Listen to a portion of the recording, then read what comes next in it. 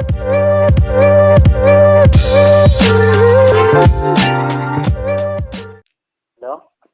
Hello sir, നമസ്കാരം.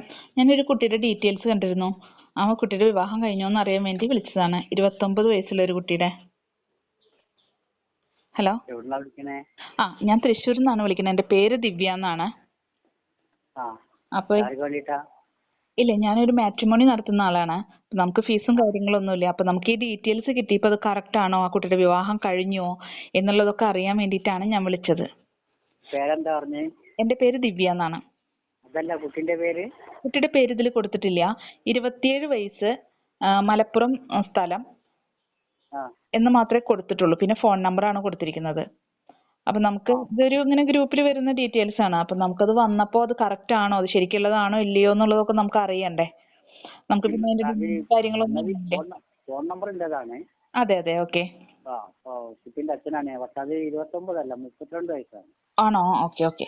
അപ്പൊ നമുക്ക് ഇതുപോലെ ഇങ്ങനെ തെറ്റി വരുമല്ലേ? ഇപ്പൊ 27 എന്നൊക്കെ പറയുമ്പോ ഓക്കെ. സർ 32 വയസ്സ്. അപ്പൊ കുട്ടിയുടെ വിദ്യാഭ്യാസം എന്താണ്? എങ്ങനെ? എന്താണ് വിദ്യാഭ്യാസം? വിദ്യാഭ്യാസം ബിഎഡ് ആണ്. ബിഎഡ് കഴിഞ്ഞു അല്ലേ? Okay okay. ഉയരമുള്ള കുട്ടിയാണോ? 150?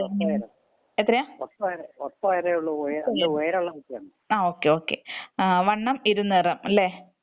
അല്ല, അത് കൂടുതൽ ഉയരമില്ല. ഒത്ത ശരീരമാണ്. ഓക്കെ. നക്ഷത്രം എന്താണ്? ചിത്തിര. ചിത്തിര നക്ഷത്രമാണ്. Okay okay. എത്ര കുട്ടികളാണ് ഇവര്? നമ്മള് 3 ആളാണ്. 2 ആള് കൊണ്ടുപോയി. ഇനിയിപ്പോ ഇയാള് മാത്രമേ. Okay okay. അച്ഛനമ്മ, സാധാരണ കുടുംബം അങ്ങനെയാണോ? അതെ.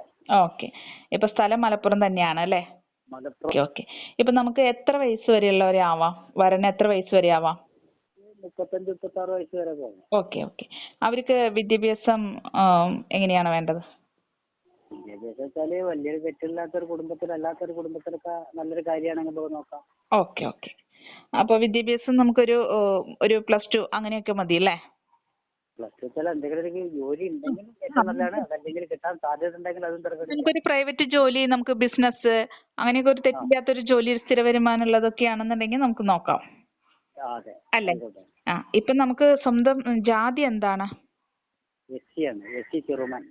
SC ചെറുമയാണ്. ഓക്കെ. അപ്പൊ നമ്മൾ അതിൽ മാത്രമേ നോക്കുന്നുള്ളൂ, അതിന്റെ മേൽ ജാതികൾ നോക്കുവോ? നമ്മളേതാണ് ഏറ്റവും നല്ലത് വിചാരിക്കുക. പിന്നെ നമ്മൾ ഓരോരുത്തരും വിളിക്കുന്നുണ്ട്. ഓക്കെ.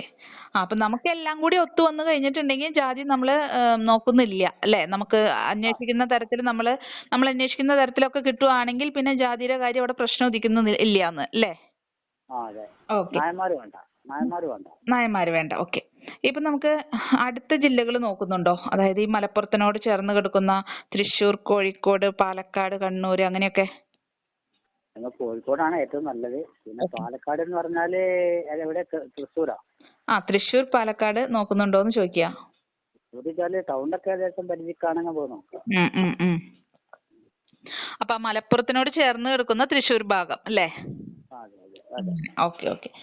അപ്പോൾ തീർച്ചയായിട്ടും നമുക്ക് ഈ ഡീറ്റെയിൽസ്, നമുക്ക് ഈ ഡിമാൻഡിനനുസരിച്ചുള്ള ആൾക്കാർ വരുവാണെങ്കിൽ തീർച്ചയായിട്ടും ഞാൻ കോൺടാക്ട് ചെയ്യിക്കാം കേട്ടോ. Okay sir. എൻ്റെ മാട്രിമോണിയുടെ പേര് ശ്രീമാരി എന്നാണ് കേട്ടോ. Sreemari. Okay sir, thank you. Okay.